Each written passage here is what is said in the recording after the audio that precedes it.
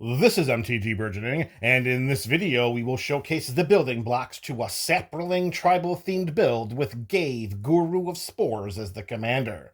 Although this presentation can act as a standalone video for crafting a Saproling tribal-themed EDH deck with Ghave as the commander, be sure to also look in the description of this video for links to the primer video for this series, its playlist, as well as a list of the cards featured in this video. With the intro out of the way, let's start deck teching by introducing Ghave, Guru of Spores, a legendary fungus shaman for 2 and Abzan colors, and that's 1 black, 1 green, and 1 white mana. When Ghave comes into play, we put 5+1/+1 counters on it. We can pay a generic mana and remove a +1/+1 counter from a creature we control, and then we can create a 1/1 green Saproling creature token. We can also pay a generic mana to sacrifice a creature to put a +1/+1 counter on target creature. Don't you just love how Ghave comes equipped with its own Saproling creature token production engine? And that's exactly how we're going to support this wonderful Abzan commander. We are going to create swaths and swaths of Saproling creature tokens. We're going to go wide, we're going to build them tall, and we're going to claim victory after victory over our opponents.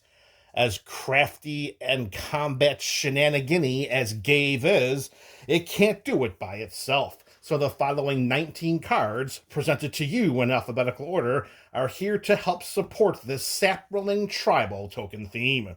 Our first card is a mono white enchantment, which should make all of our Saprolings oh so tall. That is Cathar's Crusade. For 3 and 2 white mana, whenever a creature enters the battlefield under our control, we put a +1/+1 counter on each creature we control.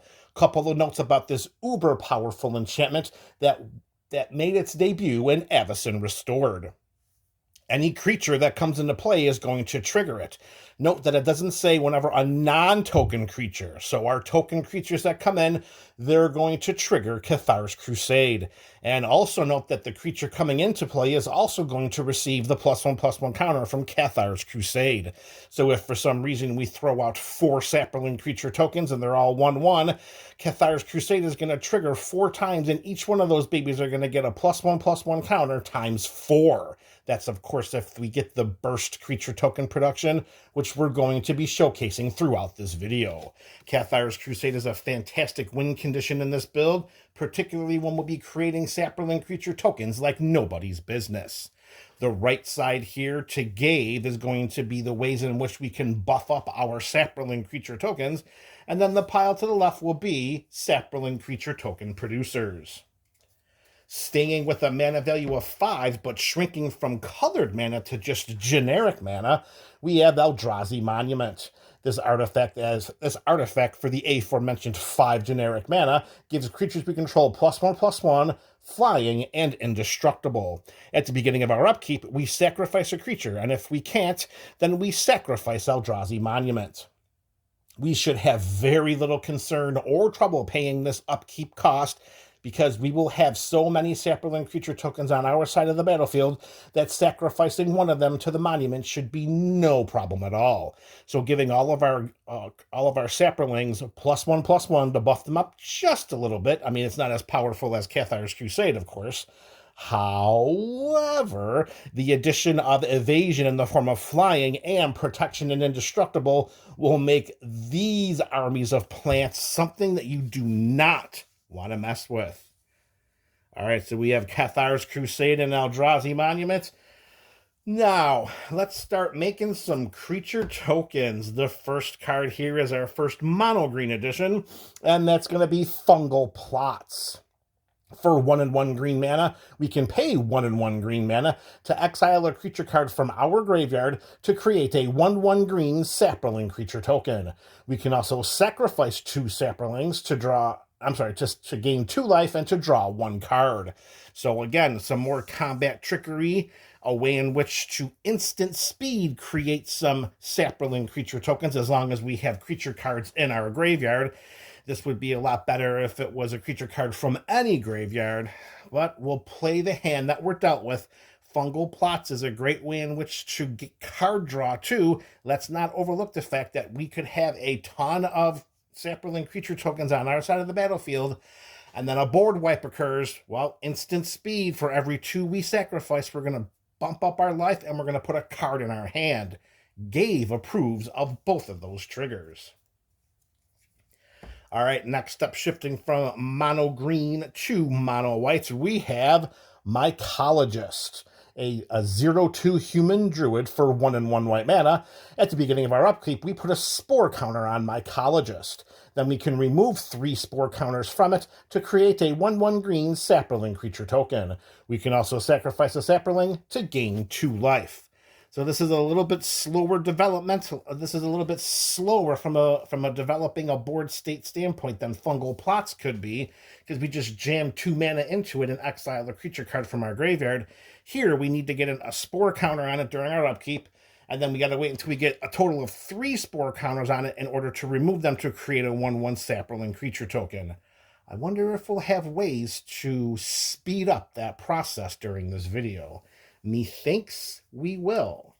All right, going back to mono green, we have Mycologist. So now it is time for Mycoloth. That's right, we got back-to-back mics here. All right, we have a fungus here for 3 and 2 green mana with the Devour 2 mechanic. Old school mechanic here. And if you're not familiar with what it does, it means that when it enters the battlefield, we may sacrifice any number of creatures. This creature, being Mycoloth, enters the battlefield with twice that many +1/+1 counters on it. So what are those +1/+1 counters going to do for us, other than giving a boost to the Mycoloth's power and toughness? Well, at the beginning of our upkeep, we create a 1/1 green Saproling creature token for each +1/+1 counter on Mycoloth. A lot of players out there in the MTG universe will think that Mycoloth is more of a win while you're ahead card. Well, I think it could be a little bit of a defensive maneuver too, because every upkeep we're going to put some Saprolings into play that won't be able to attack because they don't have haste, allowing us to send our entire armies into combat, and then we still have some chump blockers for the potential inevitable crackback. And again, we only need, let's say, just 2 or 3 Saprolings to sacrifice. Every one that we sacrifice is going to put 2 +1/+1 counters on Mycoloth, and then each one of our upkeeps thereafter, we're going to get 2 green 1/1 Saprolings. We'll take that exchange every day of the week, and twice on Friday Night Magic. Back to some graveyard tampering for the purposes of creating our desired creature tokens. We have Necrogenesis, a Golgari enchantment here for 1 black and 1 green mana. This time we'll pay 2 generic mana to exile a target creature card from a graveyard. See what I was doing there? We were setting it up. A little bit of foreshadowing there when we first introduced Fungal Plots. This time we'll pay 2 generic mana, not 1 and a green, and that 2 generic mana allows us to go dinging around in any graveyard. We find a creature card in a graveyard that we don't like, most likely from our opponents. We exile that, and then we create a 1/1 green Saproling creature token. All right, next up, another token producer. And not just a token producer, but it's going to be one of our potential win conditions if our army of Saproling tokens is wide enough. And that is Nemata Grove Guardian, a 4/5 legendary treefolk for 4 and 2 green mana. We can pay 2 and a green mana to create a 1/1 green Saproling creature token. I hear what you're saying. That cost is a little bit high. We're paying a total of 3 mana for a 1/1 at instant speed, where with Necrogenesis, we're just paying 2 generic mana and exiling a card, so we're getting a benefit from doing that. And with Fungal Plots, we're doing the exact same thing. So that first ability for Nemata is not really one we want to take into too high of a usability during the game. It's nice to have it as a potential mid to late game mana sink, but I'd much rather put that into the other two enchantments we've already showcased. So for Nemata to be in this Ghave deck, it has to do something a lot better than just creating an overpriced 1/1 token. Well, we can sacrifice a Saproling, and Saproling creatures get +1/+1 until end of turn. And there you have it right there, folks. The ultimate combat trickery win condition. All right, opponent, I'm going to send 7 1/1 Saprolings at you. What are you going to do? Oh, you're going to block 3 of them? Well, I think I'll sacrifice those 3 Saprolings to give all my other unblocked Saprolings +3/+3 until end of turn. And note that this does not require any mana to activate. It does not require Namada to be tapped. It's just a straight up sacrifice activation. That makes Namada uber powerful in this kind of build. So much so that even though it can produce those overpriced creature tokens of the Saproling variety, we're going to slap Namada on top of the Eldrazi Monument and Cathar's Crusade pile because we certainly included it into this build because of its boosting ability. Speaking of boosting ability, how about boosting the numbers of our Saproling creature tokens by casting Saproling Symbiosis? We can cast this as a sorcery for 3 and 1 green mana, or we may pay an additional 2 generic mana and cast it at those had flash, which means that we can cast it as an instant at any point during the game. And when we cast it either way, we create a 1/1 green Saproling creature token for each creature we control.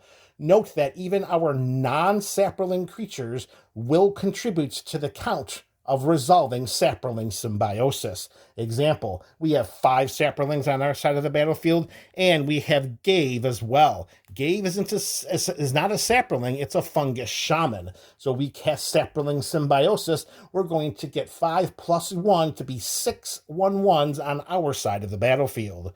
And of course, for just 4 mana, that's a pretty good return on our mana investing buck. Even if we cast at an instant speed, 1 mana per 1 token is a very good rate, considering we've already showcased 3 different cards that have the way in which to create those tokens for 3, 2, and 2 mana, respectively.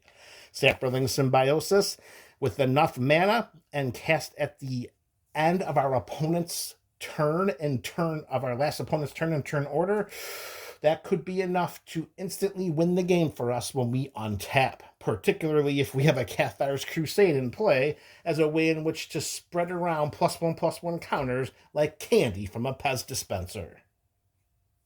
Speaking of doubling up our creatures at instant speed, how about Second Harvest? 2 and 2 green mana for each token we control. We create a token that's a copy of that permanent. So this one is a little bit more restrictive than Saproling Symbiosis is. It's not going to count all of the creatures that we have in play and then create that many 1/1 Saprolings. No. Second Harvest is a little bit more limited because it's just going to look for the different tokens that we have and then create a token for each one of those tokens. So if we have some of those Saproling tokens that we were talking about a moment ago, 5 1/1s, we cast Second Harvest, we get 5 more. Second Harvest, Saproling Symbiosis, these are ways in which that we can instantly double or more than double, depending on which spell we cast, our army of Saproling tokens. All right, next up, we have a Golgari legend here. It is Slimefoot the Stowaway. Yes, if we were going to do a Saproling deck with black and green in its color identity, you knew it was only a matter of time until we started to showcase what Slimefoot could do. Here we have a 2/3 legendary fungus for 1 and Golgari colors. That's 1 black and 1 green mana, of course. Whenever a Saproling we control dies, Slimefoot deals 1 damage to each opponent, and we gain 1 life.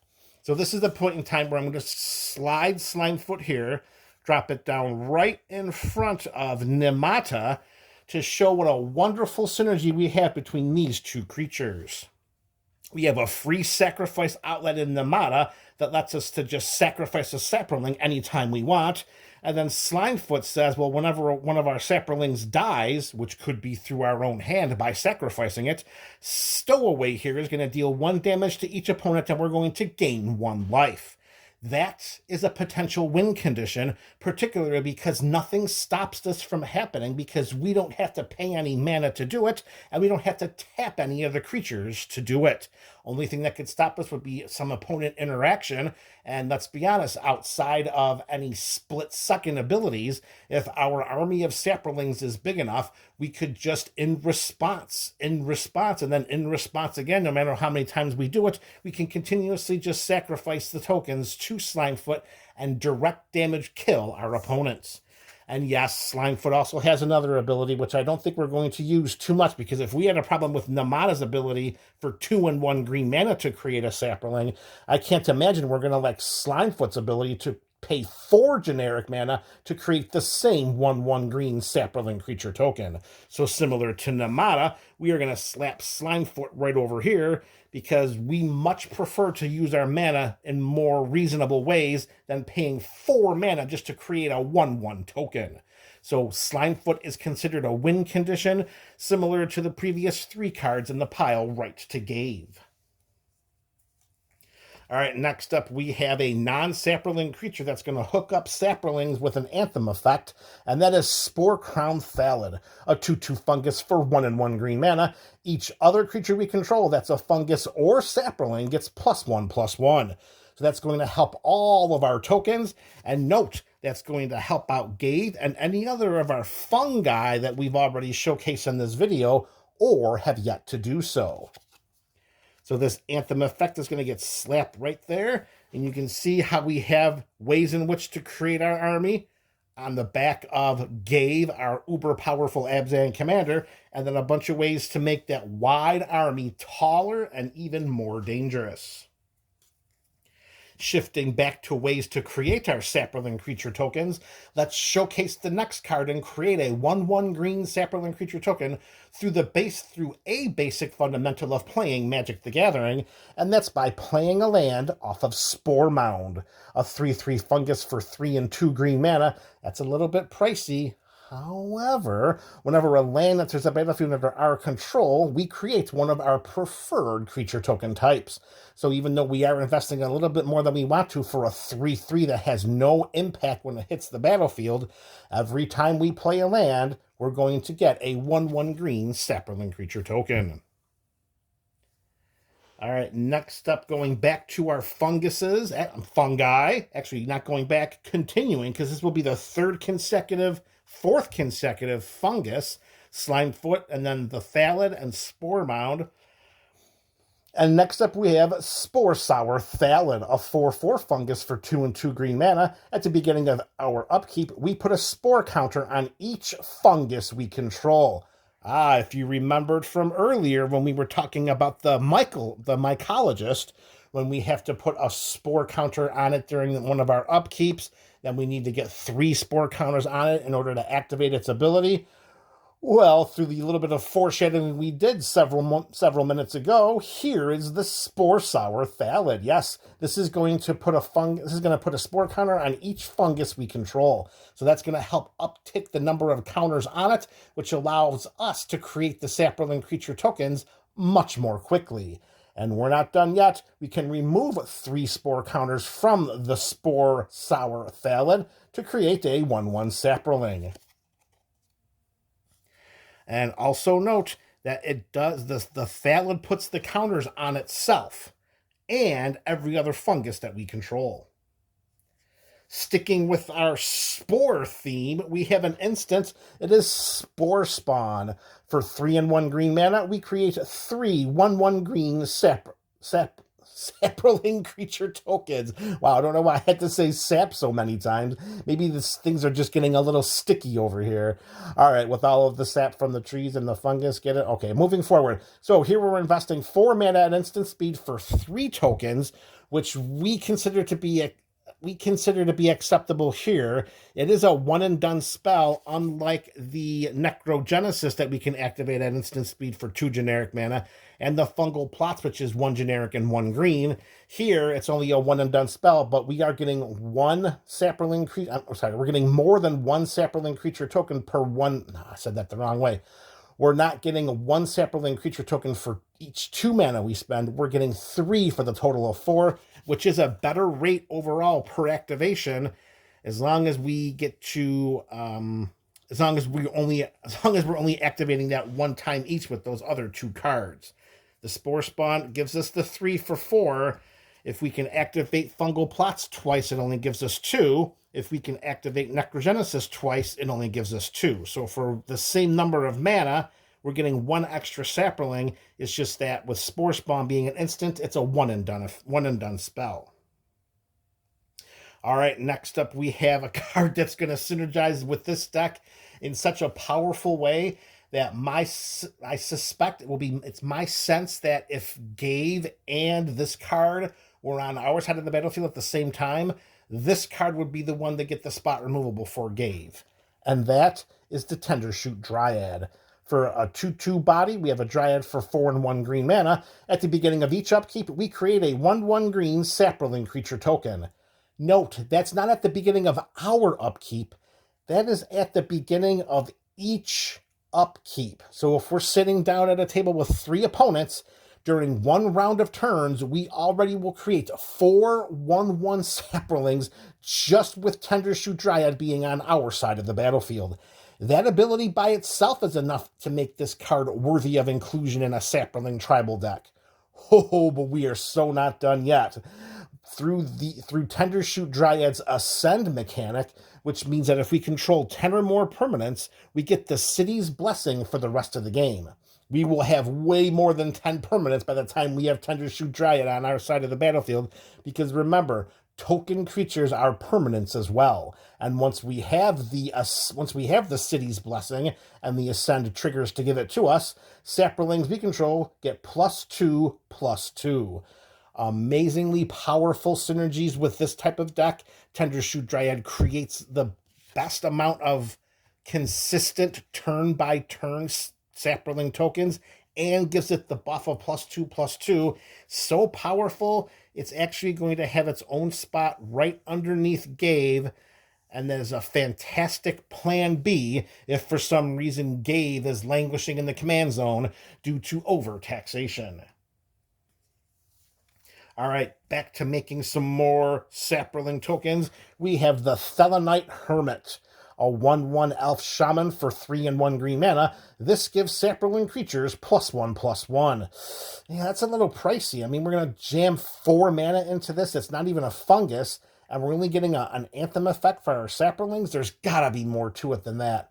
Oh, you better believe that, baby. So what we're going to do here is, because this creature has the Morph ability, what we really want to do is to cast this face down for 3 generic mana as a 2/2, and then at some point in the time during the game, we want to spend 3 and 2 green mana for the Morph ability in order to turn this face down creature face up. And when we do that, we create 4 1/1 green Saproling creature tokens that are going to get +1/+1 from the Thelonite Hermit's Anthem ability. So although we're not going to spend the 4 mana, we're going to end up spending 3 mana and then another 5 mana for a total of 8 mana. However, we're going to get 8 power and 8 toughness stretched across 4 bodies that all were created by the Thelonite Hermit, plus an additional Anthem effect for all of our other Saprolings. When we look at it that way, knowing that we can make some investments and make sure that we can flip this up whenever it best suits us, because remember, morph abilities can be done at instant speed. So we can do this during an opponent's turn. We can do this as our opponents are attacking us with creatures, or like so many of the other spells we've talked about, we can wait until the end of the last opponent's end step, flip this bad boy over, get an instant mini army and an Anthem effect stretching across all of our Saprolings, and then when we untap, we send everything into combat and win the game. Thelonite Hermit is definitely going to go in here on the left-hand side, because it's not so much about the +1/+1, although it's helpful. It's more about that surprise burst Saproling creature token production. All right, we've only got a handful of cards left here for this Ghave Saproling deck, and the next one is going way back in time. It's Utopia Mycon, a 0/2 fungus for just 1 green mana. At the beginning of our upkeep, we put a spore counter on Utopia Mycon. We can remove 3 spore counters on it to create, you guessed it, a 1/1 green Saproling creature token. We can also sacrifice a Saproling to add 1 mana of any color to our mana pool. And this is the 0/2. This is an uncommon for just 1 green mana in a deck that's going to be focused on creating as many Saproling tokens as possible. If we can get Utopia Mycon onto our side of the battlefield early in the game, we should have very little trouble closing it out soon after.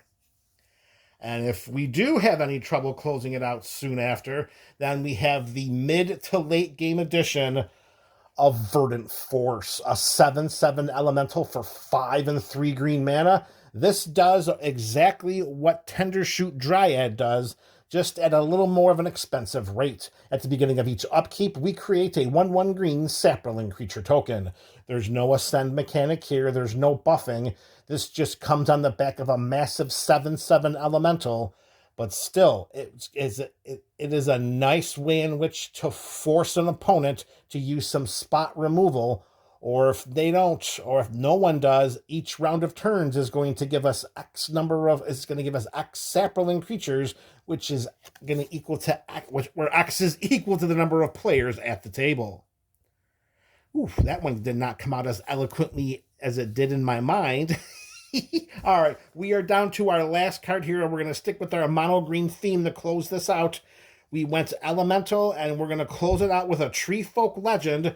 Do you have any idea who it might be?